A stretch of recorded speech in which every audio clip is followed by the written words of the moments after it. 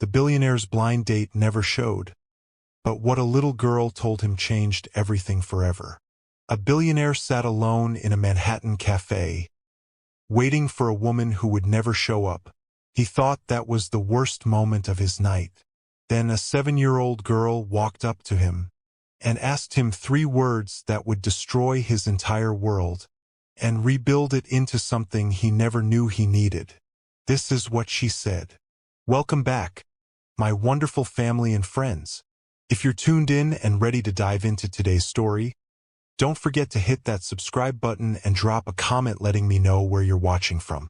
Tomorrow, I'll be bringing you another exciting story you definitely don't want to miss. So, let's get started." The espresso had gone cold an hour ago. Jordan Pierce sat alone in the corner booth of Café Lumière, his fingers tracing the rim of the porcelain cup like it might offer answers. 8:47 p.m. She was supposed to be here at 8. He checked his phone 14 times. No messages, no calls, no explanations. Just the hollow glow of the screen reflecting back his own face. Around him, the café hummed with life. Couples leaned across tables, fingers intertwined. A group of friends erupted in laughter near the window. The barista called out names that weren't his. Jordan had built a billion-dollar empire from nothing, commanded boardrooms with a single glance, and yet tonight, he couldn't command the presence of one person who'd promised to show. The waiter approached for the 3rd time, his smile strained with pity. "Can I get you anything else, sir?" No. "Thank you." Jordan's voice was even practiced. He'd learned long ago how to hide disappointment behind expensive cologne and tailored suits. But alone in this booth, the armor felt thin. His phone buzzed. His assistant. "The Tokyo deal closed. Congratulations." Another victory. Another zero in an account that had stopped matching years ago. Jordan pocketed the phone and stared out the window at Manhattan's glittering skyline. A city of 8 million people, and he'd never felt more invisible. 3 blocks away, Stella Martinez pushed through the revolving doors of Mount Sinai Hospital, exhaustion clinging to her like a second skin. 16 hours. 2 codes. 1 death she couldn't save. Her scrubs still smelled faintly of antiseptic and someone else's grief. She rolled her shoulders, feeling every one of her 32 years, and headed toward her neighbor's apartment where Ivy was waiting. Mrs. Chun opened the door before Stella could knock. "She's been asking for you every 10 minutes, the older woman said warmly, ushering her inside. Ivy looked up from her book, eyes bright as stars.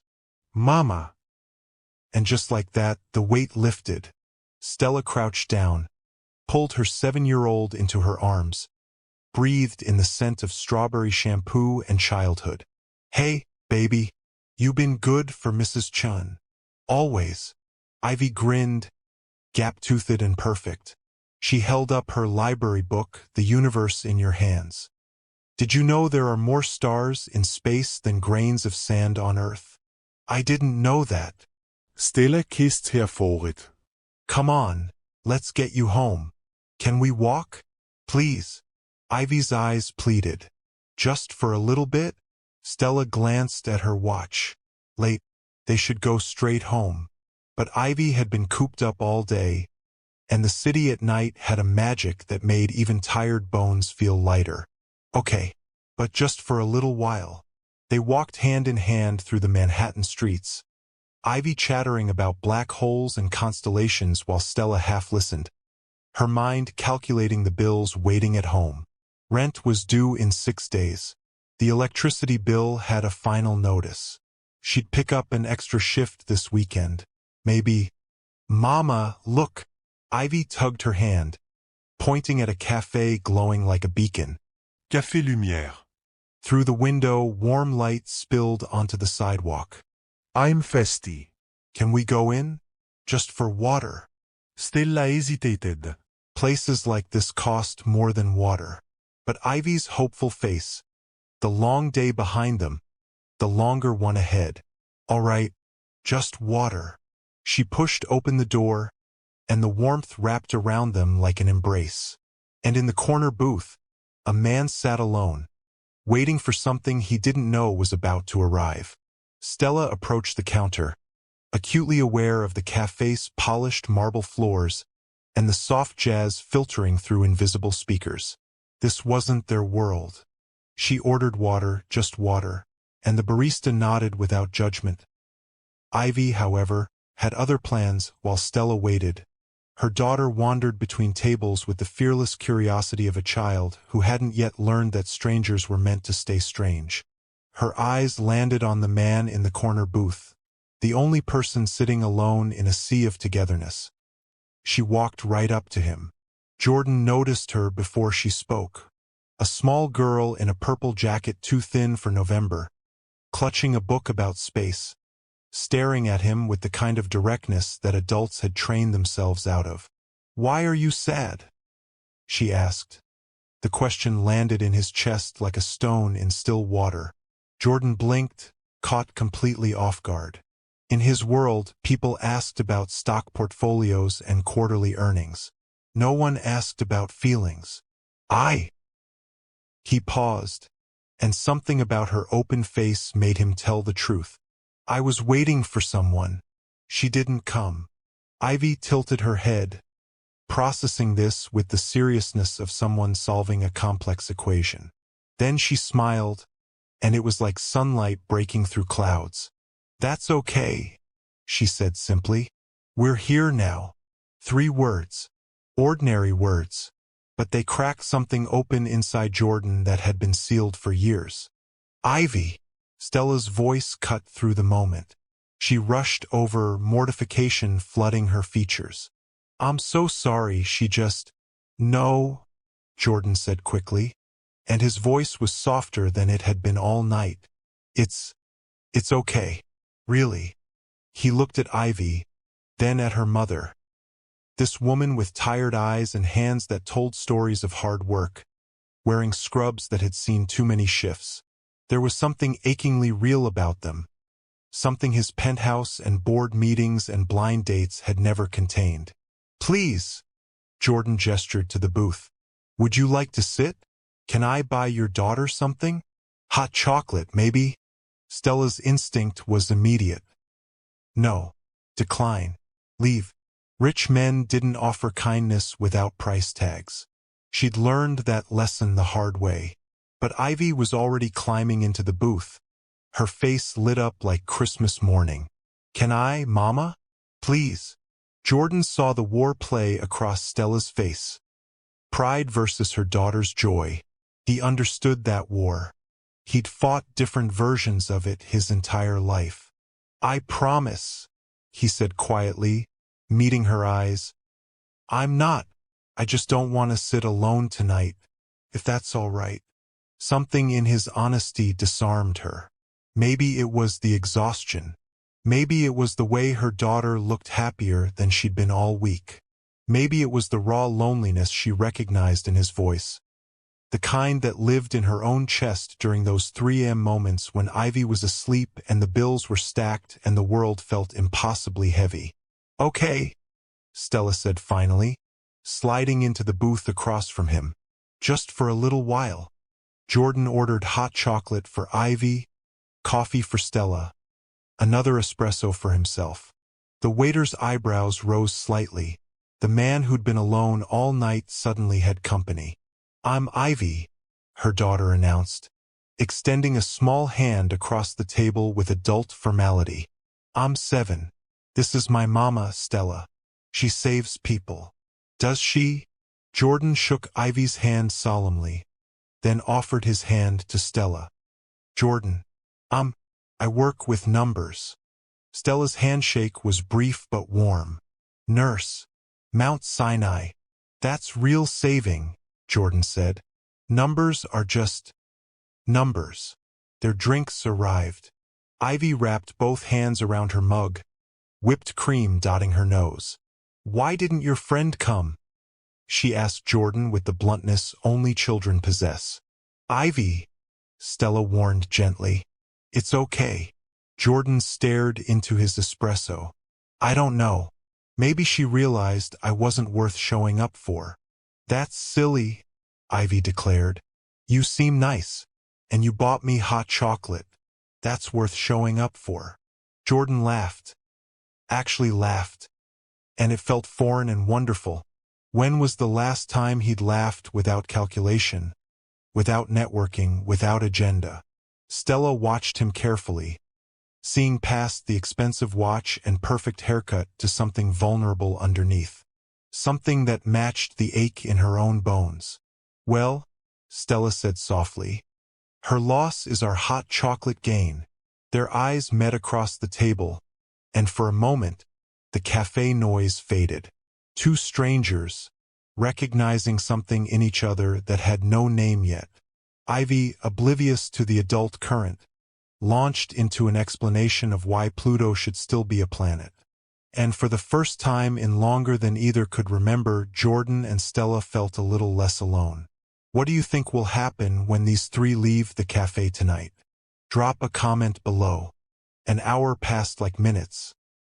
Ivy had moved on from Pluto to black holes, then to why fireflies glow, then to whether Jordan had ever seen the northern lights. He answered each question with surprising patience, and Stella found herself relaxing despite every instinct screaming at her to guard up, get out, go home. But then Jordan made a mistake that he reached into his wallet.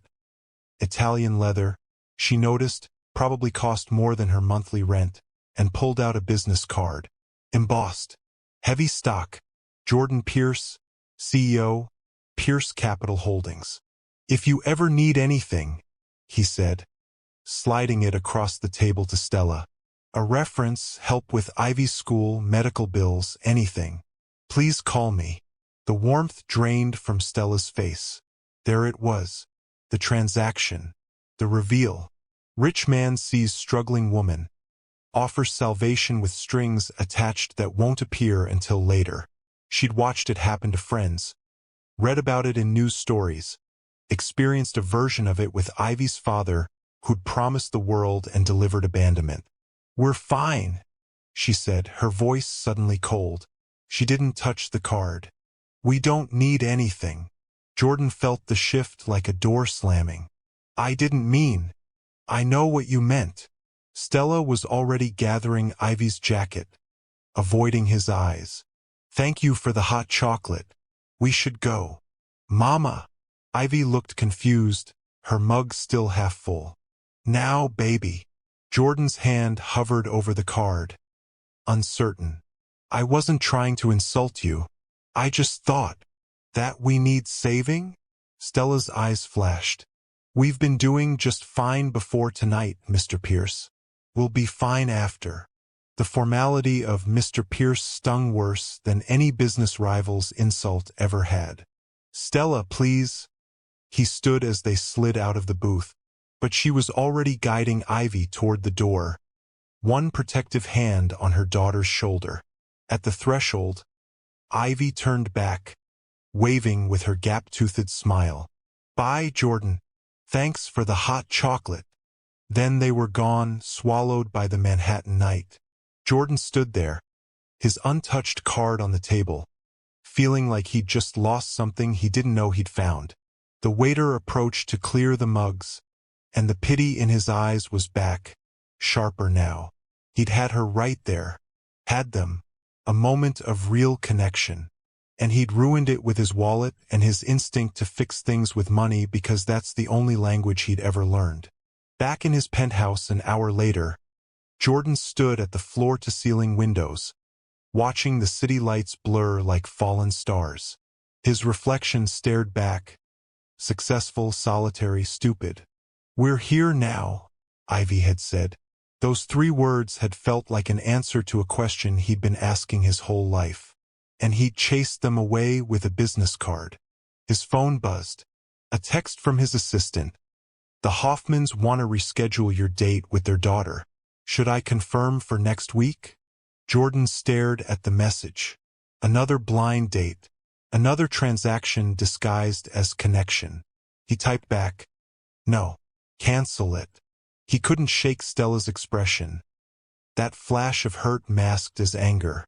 or the way Ivy had looked back, still smiling, still kind, even as her mother pulled her away from him. What must Stella think of him? Another rich man who saw poverty as a project. Another savior complex wrapped in Armani. But that wasn't what he'd meant. Was it? Jordan pressed his forehead against the cold glass. He'd meant. What? That he wanted to help?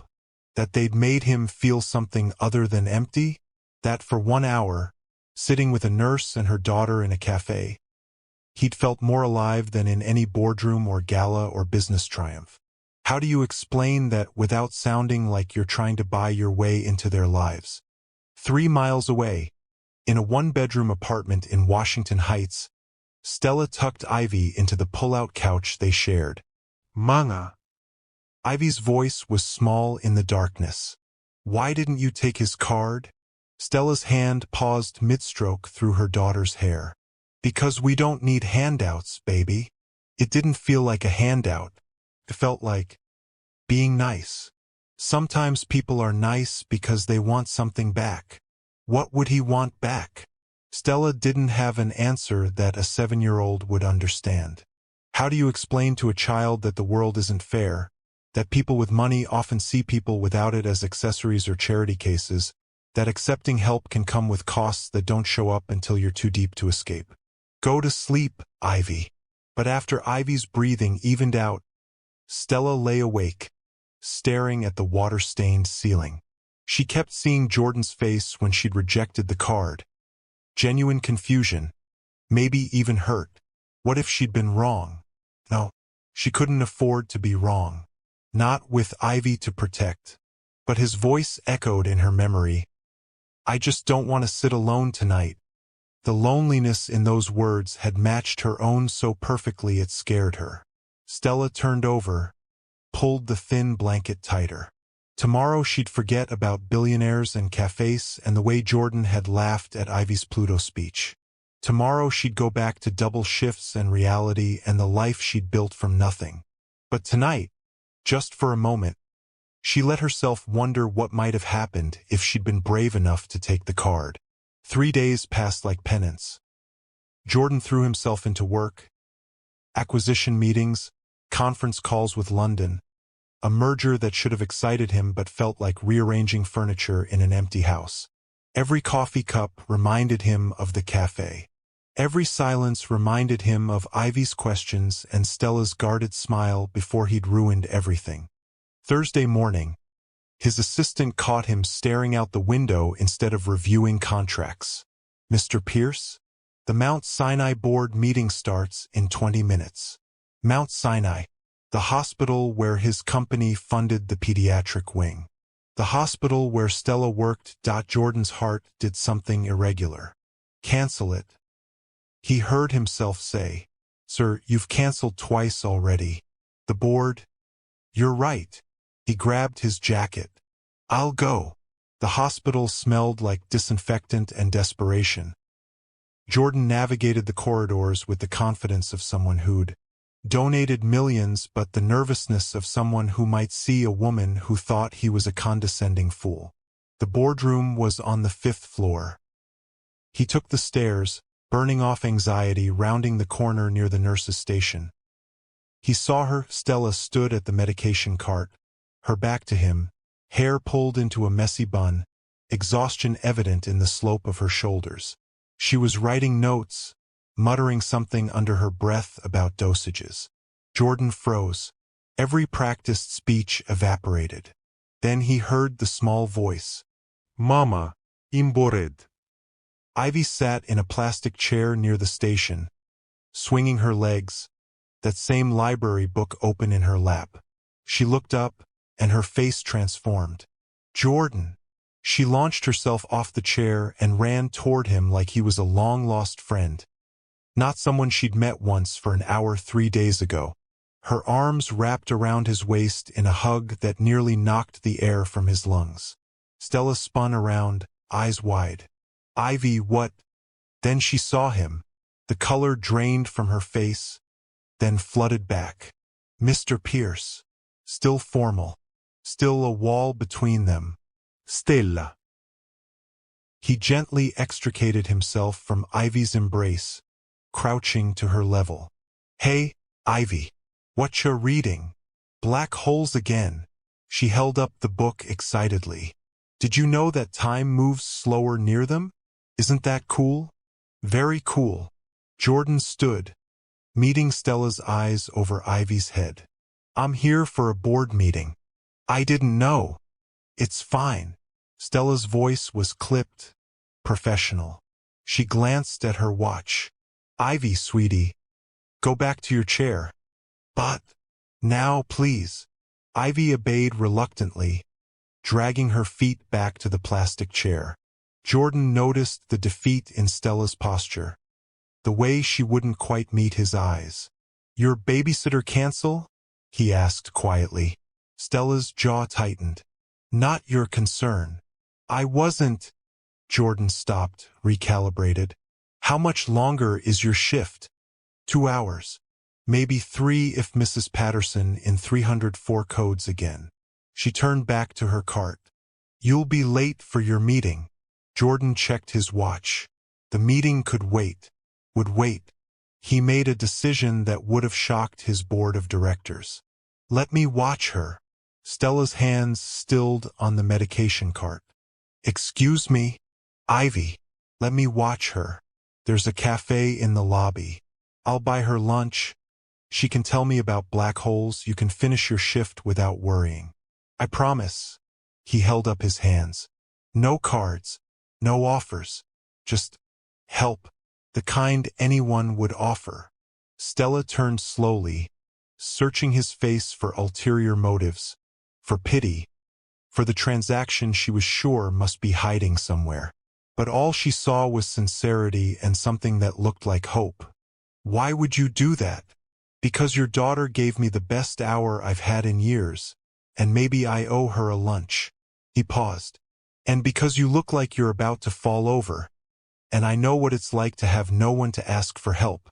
The honesty in his voice dismantled her defenses faster than any grand gesture could have. Ivy piped up from her chair. Please, Mama? I promise I'll be good. And Jordan's nice. Remember? He laughed at all my jokes. Stella looked between them, her exhausted reflection in the medication cart's metal surface, her daughter's pleading eyes, this billionaire who'd shown up in scrubs and coffee-stained hallways like some kind of impossible answer. Pride warred with desperation. Desperation won. 2 hours, she said finally. The cafe. Don't leave the hospital. And Jordan. Her voice softened dangerously. If this is some kind of game. It's not. His eyes held hers. I promise it's not. Stella nodded once, then crouched in front of Ivy. You listen to him, okay? And if anything feels wrong, you find Mama. Understand? I understand. Ivy bounced with excitement. Stella straightened, handed Jordan her phone number on a post-it note. Text me every 30 minutes. Every 30 minutes, he agreed. She watched them walk toward the elevators, her daughter's small hand in the billionaire's larger one, chattering already about Pluto's demotion from planetary status. Jordan looked back once, and Stella saw something in his expression that terrified and comforted her in equal measure. Trust. He was asking for her trust. And God help her, she was giving it. The hospital cafe was nothing like Café Lumiere. Fluorescent lights hummed overhead. The coffee tasted like regret.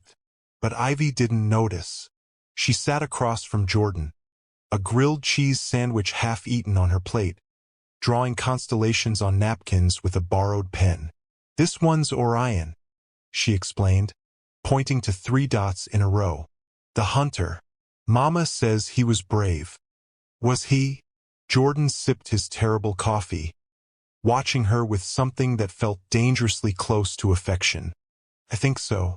He fought a scorpion, even though he knew he might lose. Ivy looked up, eyes too wise for 7. Do you have kids? The question landed heavy. No. No kids. Why not? Ivy, that's probably... Jordan started, But she interrupted. Mama says asking questions is how we learn. So I'm learning about you. He couldn't argue with that logic. I never found the right person to have kids with, I guess. What about your family? Your mama and daddy? Jordan's hand tightened around the coffee cup. They weren't very good at being a family. Ivy processed this with the gravity of someone solving a complex equation. Did they love you? No one had asked him that so directly, ever. Adults danced around childhood trauma with therapy speak and whine. But this 7-year-old girl just asked the question that mattered. I think they loved the idea of me, Jordan said slowly, surprised by his own honesty. Like I was a trophy they both wanted to win. When they divorced, I became something they fought over. Not because they wanted me, but because they didn't want the other person to have me. That's sad. Ivy's small hand reached across the table, patted his. I'm sorry your parents were broken. Broken. Such a simple, perfect word. Thank you, Ivy. His voice caught. What about your dad? Your mama mentioned. I don't have a dad. She said it matter-of-factly, returning to her constellation drawings. He left before I was born. Mama says some people aren't ready to be parents, and that's okay. But I think it's his loss, 'cause I'm pretty great. Jordan laughed, the sound breaking through the tightness in his chest. You really are. Mama's sad sometimes, though. Ivy's voice dropped to a whisper, like she was sharing a secret. At night, when she thinks I'm sleeping, I hear her crying. About money and being tired and... She looked up at Jordan, vulnerability raw on her young face. I wish I could fix it, but I'm just a kid. The weight of the world in such small shoulders. Ivy, listen to me. Jordan leaned forward, needing her to understand. Your mama. She's one of the strongest people I've ever met. And you know why? Why? Because she has you. You're not something she needs to fix. You're the reason she keeps going. Ivy's eyes glistened. Really? Really? They sat in comfortable silence for a moment. Two people who understood loneliness in different languages. Then Ivy asked the question that changed everything. Are you lonely, Jordan? He could have deflected. Should have. But something about this child's honesty demanded his own. Yes, he whispered. Very lonely. Me too sometimes. Even with Mama. She smiled sadly. It's weird, isn't it? Being lonely even when you're not alone. Yeah, Ivy. It's very weird. Maybe, she said thoughtfully, lonely people should stick together. Then nobody has to be lonely anymore. Before Jordan could respond, his phone buzzed. Stella. How's everything? He texted back a photo. Ivy holding up her napkin constellations. Grinning. Stella's response came quickly. She likes you. Jordan typed. The feeling's mutual. 3 dots appeared, disappeared, appeared again. Finally, thank you for doing this. Anytime, he sent back, and meant it more than any business contract he'd ever signed. 2 hours later, Stella found them in the same booth. Ivy had fallen asleep, head on Jordan's shoulder, his jacket draped over her like a blanket. The napkin constellations were spread across the table like a paper universe. Stella stopped in the doorway, her heart doing something complicated. Jordan looked up, saw her, and smiled. Tentative, real. She told me about Orion, and black holes, and... Jordan paused. About your ex. About how hard you work. About how she hears you cry at night. Stella's defenses slammed up. She shouldn't have. I told her about my parents. Jordan interrupted gently. About being a trophy in their divorce. About building an empire because I was terrified of needing anyone. Stella's anger dissolved into something softer. Recognition. Why are you telling me this? She whispered. Because 3 days ago you thought I was offering charity. I wasn't. Jordan's eyes held hers. I was offering connection from someone who knows what it's like to feel invisible in a crowded world. Stella felt tears threatening. I don't know how to accept help without feeling weak. I don't know how to ask for connection without sounding like I'm buying it. He smiled ruefully. We're both pretty broken, huh? Yeah. She looked at her sleeping daughter, peaceful against this unlikely man's shoulder. But Ivy says broken people should stick together. Smart kid. The smartest. Their eyes met across the table.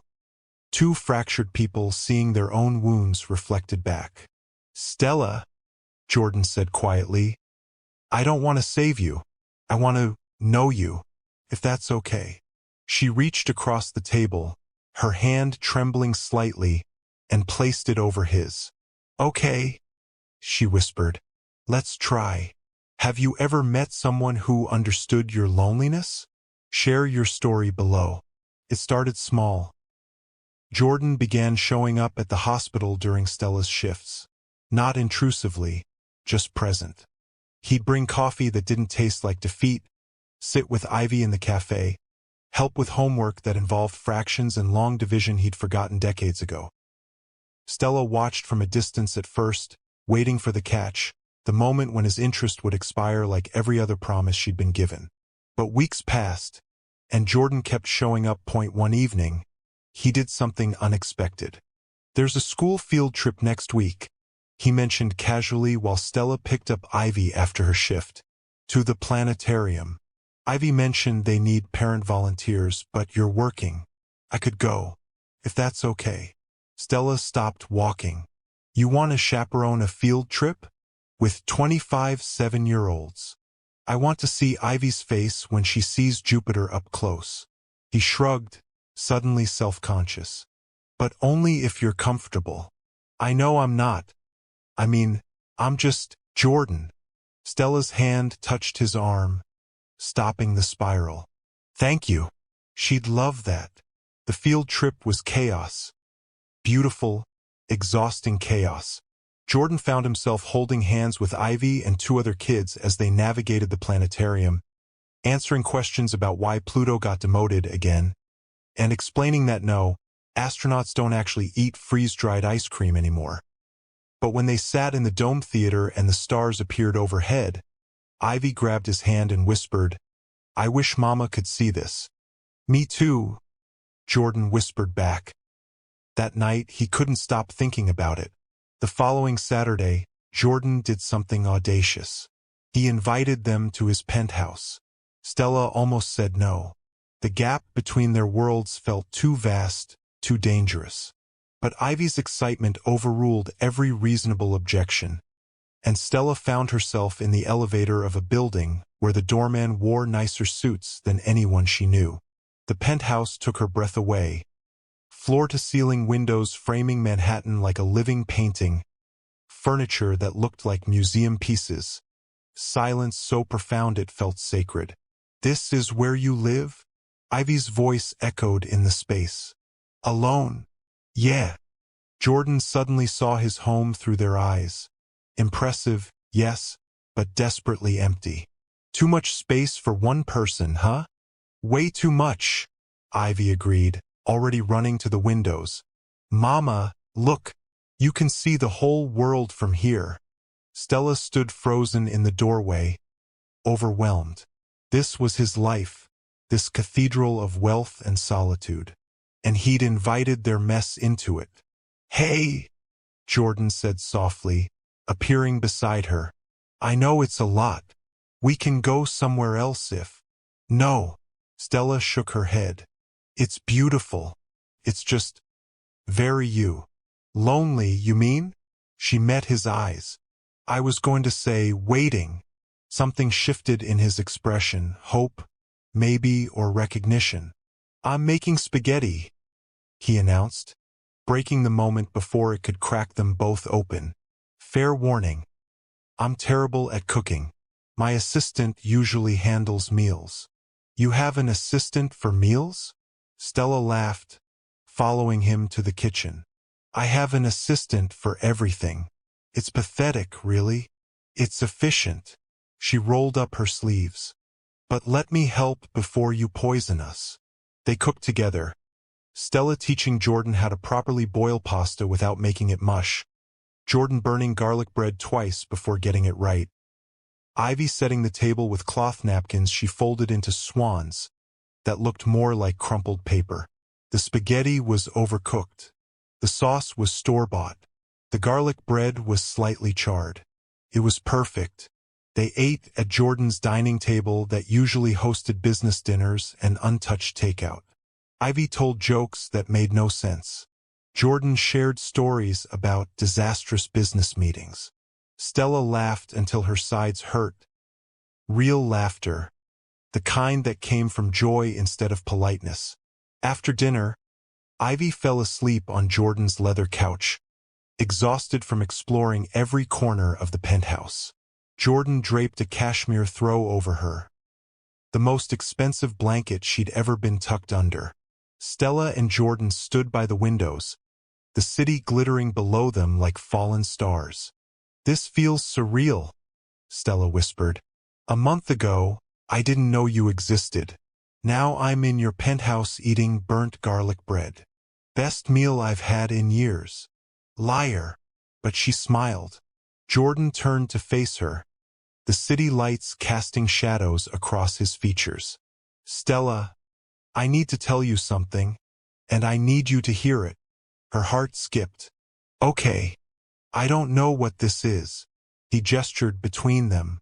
"This, whatever we're building. But it's not charity. It's not a project. It's not me trying to ease some rich guy guilt."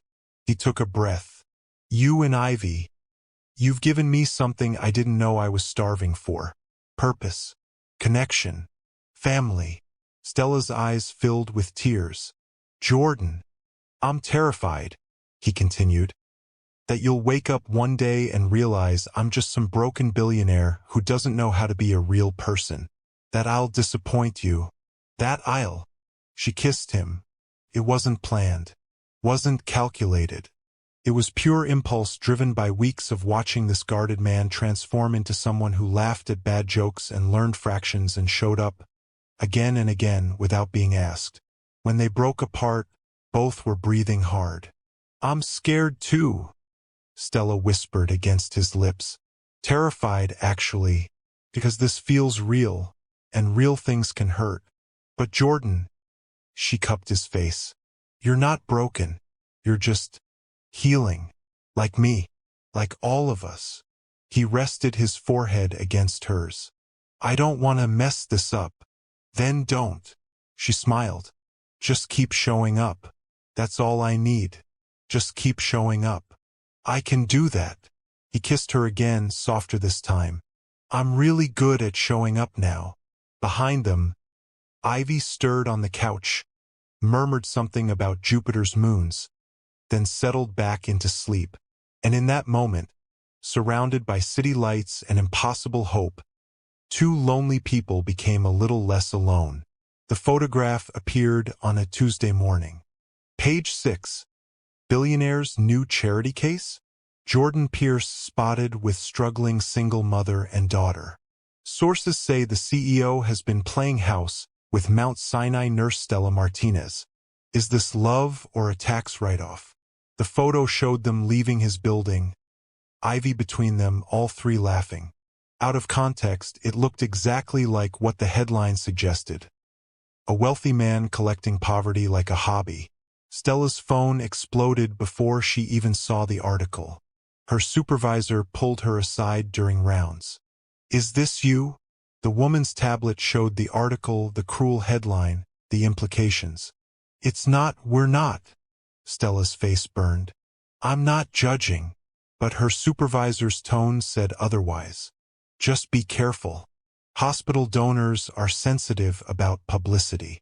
In the break room, whispers followed her. Co-workers who'd been friendly suddenly found reasons to leave when she entered. Someone had printed the article and left it in her locker. At Ivy's school, the damage was worse.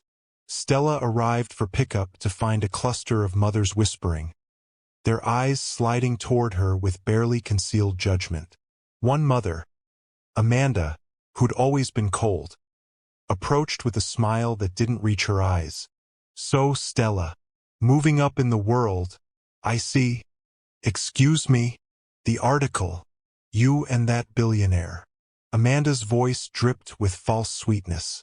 "Must be nice having someone to take care of things." The implication was clear. Stella felt something crack inside her chest. "It's not like that." "Of course not."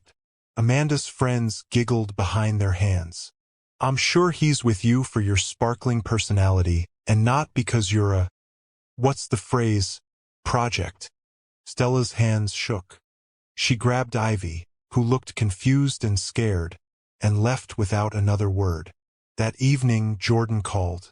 She let it go to voicemail. He called again, and again. Finally, she answered. "Have you seen it?" "Stella, it's just tabloid garbage. It'll blow over." "Blow over?" Her voice was ice and fire. "Jordan, I have mothers at Ivy's school asking if I'm prostituting myself for rent money. My coworkers think I'm using you. My supervisor implied I might be a liability to the hospital's donor relations. That's insane. I'll make a statement. You'll what? Fix it with money? With influence?" Stella's laugh was bitter. "This is your world, Jordan, not mine. I'm the nurse who got lucky, the single mother who traded up. That's what they see. That's what they'll always see." "Who cares what they see?" His voice rose, frustrated. "We know the truth. The truth doesn't matter when you're trying to survive." She was shaking now, weeks of fear and vulnerability exploding. "I have a daughter to protect, a job I can't lose, a reputation that's all I have. And now I'm a punchline in a tabloid because I was stupid enough to let you in." The silence on the other end was deafening. "Is that what you think?" Jordan's voice was quiet, dangerous. "That I made you a punchline? That this was all some ego trip for me? I don't know what this was." Stella's tears came now, hot and angry. "You showed up in a café and made me feel things I haven't felt in years. You made Ivy love you. You made me believe." Her voice broke. "You made me believe people like me get happy endings with people like you. But we don't, Jordan. We're from different worlds. And I was a fool to forget that." "Stella, please. Ivy asked me this morning why the other kids' moms were being mean about you. How do I explain that? How do I tell my 7-year-old that the world sees her mama as a gold digger?" "You tell her the truth." Jordan's voice was raw. "That I love you. That I love her.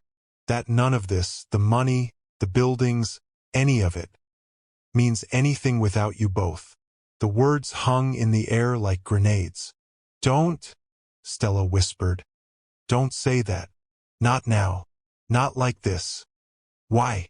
Because it's inconvenient? Because it doesn't fit your narrative that I'm just another rich guy slumming it with the help? That's not fair. None of this is fair."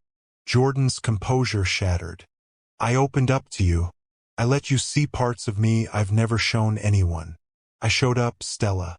Every single day. I learned fractions and chaperoned field trips and burned garlic bread because I wanted to be part of your life. Our life. And the first time it gets hard, you're running. I'm not running. I'm protecting my daughter." "From what? From someone who loves her? From someone who wants to be there for both of you? From getting hurt?" Stella's voice cracked completely. "From loving someone who's going to realize we're not worth the hassle. From watching her heart break when you leave because everyone leaves, Jordan. Everyone always leaves." The truth finally out, raw and bleeding. Jordan's breath caught. "I'm not everyone. How do I know that? How do I know you won't wake up one day and realize this was all, what did that article call it? Playing house. That you'll get bored of the broken nurse and her kid and go back to your real life. This is my real life now." His voice was desperate. You are my real life. No. Stella wiped her eyes, her decision made. Your real life is penthouses and board meetings and people who understand which fork to use. We were a beautiful mistake. But we need to end this before Ivy gets more attached. Before we all get hurt worse than we already are. Stella, don't call me. Don't come by the hospital. Don't. Her voice broke. Just let us go, Jordan. Please. She hung up before he could respond. In his penthouse, Jordan stood at the windows where they'd kissed. Where she'd told him he was healing. Where for a brief, perfect moment, he'd believed in happy endings. He pressed his forehead against the cold glass and finally let himself break. 3 miles away, Stella climbed into bed next to Ivy, who'd cried herself to sleep asking where Jordan was. She held her daughter close and told herself she'd made the right choice. But the empty space beside them felt like a wound that wouldn't stop bleeding. 5 days felt like 5 years. Jordan went through the motions. Meetings he didn't remember, contracts he signed without reading. A life that had once felt full now exposed as the hollow performance it had always been. His assistant noticed. Mr. Pierce, the Singapore investors are waiting for your answer. Tell them yes. No, I don't care. He stared at the napkin constellations Ivy had drawn, now framed on his desk like priceless art. Sir, are you all right? Jordan looked up at the young woman who'd worked for him for 3 years, whose name he'd learned only recently because Stella had asked, Do you even know the people who work for you? No, Jennifer. I'm not all right. She blinked, surprised he'd used her name. Is there anything I can do? Can you turn back time? Make me less of an idiot? He laughed bitterly. I found something real, and I let it slip away because I didn't fight hard enough. Jennifer hesitated, then said quietly, My abuela used to say, Mijo, love doesn't slip away. We push it away because we're scared. And if it's real, you chase it until your legs give out. Jordan stared at her. Your grandmother sounds wise. She was. Jennifer smiled. She also said rich men are usually idiots about love. No offense, sir. None taken. For the first time in days, Jordan almost smiled. Thank you, Jennifer. She nodded and left him alone with his thoughts and Ivy's paper stars. Chase it until your legs give out. But how do you chase someone who's asked you to let go? Stella wasn't doing better. She moved through her shifts like a ghost, mechanically checking vitals, administering medications, avoiding the hospital café where Jordan used to wait. Her supervisor had stopped asking questions, but the concerned looks from colleagues spoke volumes. Ivy was worse. The light had gone out of her daughter's eyes. No more questions about black holes or Pluto. No more excited chatter. Just quiet acceptance that another person had left their lives. Mga. Ivy asked one night, curled against Stella's side. Did we do something wrong? Is that why Jordan left?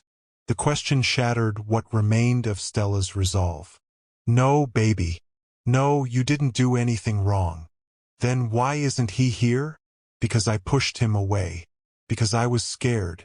Because I'm a coward who chose pride over love. It's complicated, sweetheart. Grown-ups always say that when they don't want to tell the truth. Ivy's voice was small, defeated. I miss him, Mama. I miss him so much. I know, baby. I miss him too.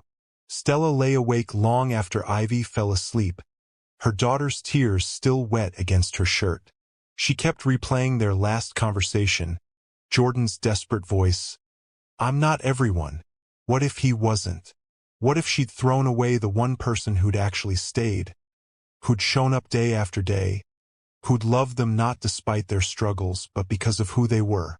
Her phone sat on the nightstand, Jordan's number still saved. She'd deleted his texts but couldn't bring herself to delete him completely. At 2:47 a.m., pride finally lost to love. Her hand shook as she typed. Ivy's asking for you. She stared at the message for 10 minutes before deleting it. Too manipulative. Using her daughter as an excuse. She tried again. I made a mistake. Deleted. Too vague. I'm sorry. Deleted. Not enough. Finally, at 3:15 a.m., she typed the truth. I'm scared. But I'm more scared of a life without you in it. If you're still willing to fight for us, I'm ready to fight too. Her finger hovered over send for an eternity. Then she pressed it. Jordan's phone buzzed on his nightstand, pulling him from the insomnia that had become routine. He almost ignored it. 3:16 a.m. Probably a wrong number or automated spam. But something made him look. Stella's name on the screen hit him like electricity. He read the message once, twice, 3 times, afraid it would disappear if he blinked. I'm scared, but I'm more scared of a life without you in it. If you're still willing to fight for us, I'm ready to fight too. Jordan was out of bed before his brain caught up to his body. He threw on clothes, jeans, a sweater, the most casual outfit he owned. Called his driver. It's 3 a.m., sir. I know what time it is. I need to get to Washington Heights. Now. 40 minutes later, Jordan stood outside Stella's building, his heart hammering. It was 4 a.m. This was insane. He should wait until morning, call first, be reasonable. But Jennifer's grandmother was right. If it's real, you chase it. He buzzed her apartment. Static. Then Stella's voice. Cautious. Hello. It's me. I know it's the middle of the night, and I know I should have waited, but Stella.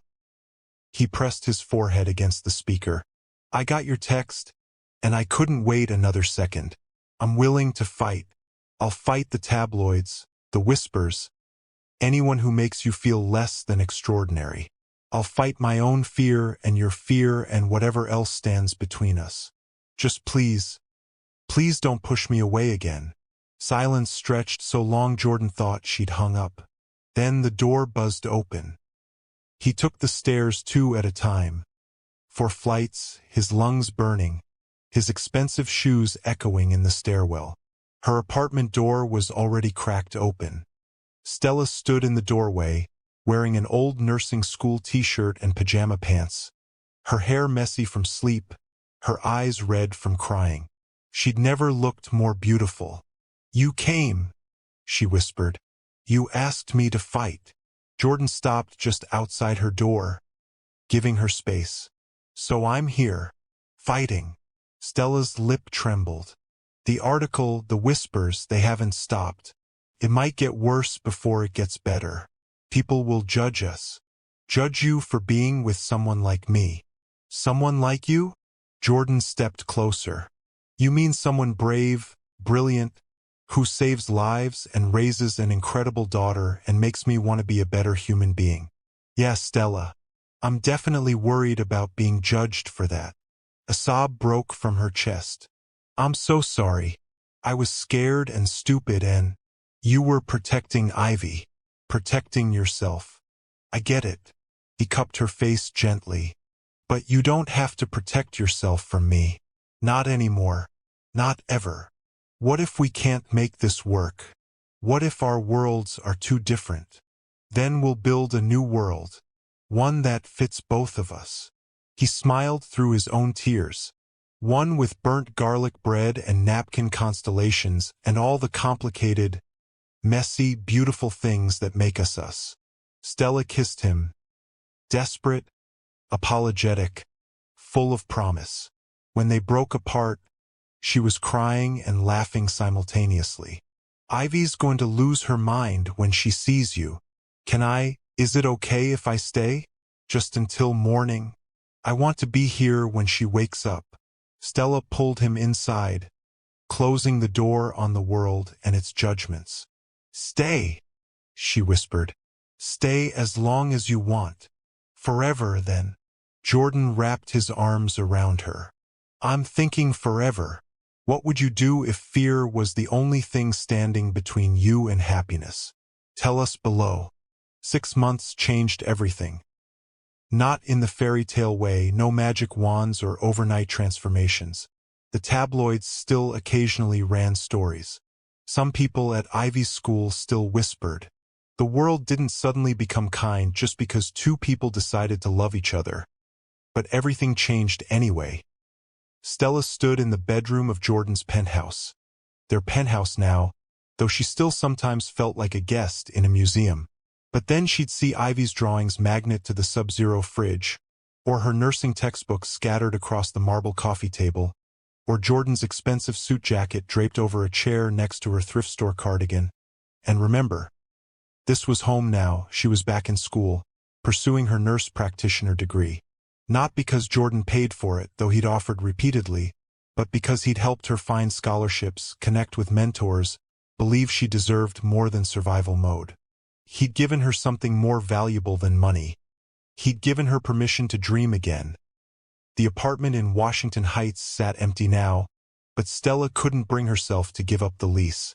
"It's my safety net," she'd explained to Jordan one night, "in case this all falls apart." He'd kissed her forehead and said, "Keep it as long as you need. I'll wait until you believe I'm not going anywhere." She was getting closer to believing. Jordan had changed too. He'd stepped back from Pierce Capital, appointing a CEO while he shifted focus to philanthropy, specifically healthcare accessibility and single-parent support programs. His board thought he'd lost his mind. His accountant had concerns. Jordan had never been happier. He'd learned that Ivy hated broccoli but loved Brussels sprouts. That Stella took her coffee with too much sugar and not enough cream. That family dinners were chaotic and beautiful and nothing like the silent meals of his childhood. He'd learned that love wasn't a transaction. It was showing up when Ivy had nightmares. It was holding Stella after a patient died. It was learning to cook more than just spaghetti, though he still burned things regularly. It was choosing them every single day, even when it was hard. Especially when it was hard. Tonight was special. Jordan had asked Stella and Ivy to meet him at Café Lumière, the place where it all began. Stella had been suspicious. "You're being weird," but agreed. Now they sat in the same corner booth where a lonely billionaire had once waited for a date that never came. But this time the booth was full. Stella beside him, Ivy across from them, hot chocolate with extra whipped cream already ordered. "Why are we here?" Ivy asked, swinging her legs under the table, older now but still filled with endless questions. Jordan reached across the table, taking both of their hands. His heart hammered against his ribs. 6 months ago, I sat in this exact spot, feeling sorry for myself because someone didn't show up. I thought I was alone. I thought I'd always be alone. He looked at Ivy, and then a very wise 7-year-old walked up to me and said, "That's okay. We're here now." Ivy grinned, gap-toothed smile now replaced with adult teeth coming in. "I remember. You were sad. I was. But you changed that." Jordan turned to Stella, his voice thick with emotion. "You both changed everything." Stella's eyes glistened. "Jordan, what's this about?" He pulled a small box from his pocket. Not a ring box, something different. He slid it across the table to Ivy first. She opened it carefully. Inside was a necklace with a small constellation pendant. Orion, the hunter who fought even when he might lose. "For being brave enough to talk to strangers," Jordan said. "And for teaching me that family isn't something you're born into. It's something you choose." Ivy's eyes filled with tears.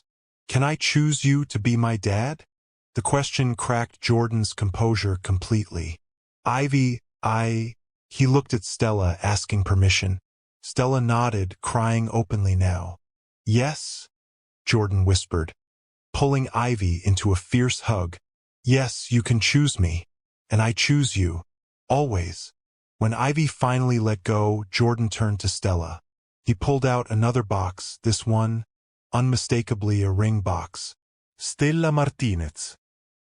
His hands shook as he opened it, revealing a simple band with a single stone, elegant, understated, perfect. I'm not asking you to marry money or status or any of the things the tabloids think matter.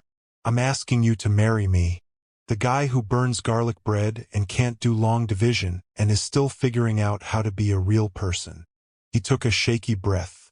You make me want to be better, not for you, with you, and I want to spend the rest of my life showing up. For you, for Ivy, for us. Stella covered her mouth, sobbing. You're serious. I've never been more serious about anything. Jordan's voice cracked. I love you, both of you. You're my family. You've been my family since the moment Ivy asked why I was sad, and you gave me a chance I didn't deserve. So Stella, he held up the ring. Will you marry me? The cafe had gone silent. Other patrons watched, but Jordan only saw Stella's face. The woman who'd taught him that wealth meant nothing without love, that showing up was the greatest gift you could give, that family was built in burnt dinners and hospital cafes and choosing each other every single day. Yes. Stella laughed through her tears. Yes, you idiot. Yes. Jordan slipped the ring on her finger, pulled her into a kiss that tasted like salt and coffee and coming home. When they broke apart, Ivy was cheering, and scattered applause echoed through the cafe. The waiter approached, the same one who'd pitted Jordan 6 months ago, with champagne for the adults and sparkling cider for Ivy. On the house, he said with a knowing smile. For the man who finally got his date. Jordan laughed, looking at his family, his real, chosen, imperfect, perfect family. Better than any date I could have imagined. They stayed until closing, talking about wedding plans and college funds and whether they'd stay in the penthouse or find something in between. Not too rich, not too small, just right for 3 people building a life together. As they left, Ivy grabbed both their hands, swinging between them. See? I told you lonely people should stick together. Stella squeezed her daughter's hand. You were right, baby. I'm always right, Ivy declared with 7-year-old confidence. Then, more quietly, are we a real family now? Jordan crouched down to her level. Ivy, we became a real family the moment you asked me why I was sad. Everything since then has just been making it official. She threw her arms around his neck. I love you, Dad. Dad. The word he'd never thought he'd hear, wrapped in more meaning than any contract he'd ever signed. I love you too, sweetheart. So much. Stella watched them, her heart so full it hurt in the best possible way. 6 months ago, she'd been a woman drowning in survival mode, convinced happy endings were for other people. Now she stood outside a cafe, watching her daughter hug the man who'd shown up, not to save them, but to love them. Jordan stood, pulling Stella close. Ready to go home? Home. Not his penthouse. Not her apartment. Just home, wherever the 3 of them were together. Yeah, Stella whispered, kissing him softly. Let's go home. They walked into the Manhattan night, 3 people who'd been lonely in different ways, now a constellation of their own making. No longer waiting for someone to show up. They'd shown up for each other. And that made all the difference. This story proves that sometimes the best things in life happen when plans fall apart. Have you ever experienced an unexpected blessing? Share your story in the comments below. We'd love to hear how life surprised you. Thank you so much for watching my story all the way to the end. Your support means everything. Don't forget to subscribe to my channel and drop a comment below. I'd love to hear your thoughts.